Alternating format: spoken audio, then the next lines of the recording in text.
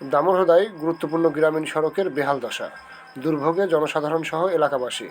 দামোহদা উপজেলার হাউলী ইউনিয়নের জয়রামপুর কাঁঠালতলা থেকে কুমারীদেহ গ্রামে যাওয়ার প্রধান সড়কের অবস্থা বর্তমানে চরম বেহাল।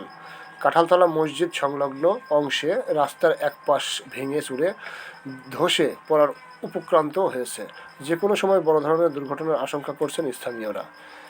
আপনারা দেখতে পাচ্ছেন তার চিত্র।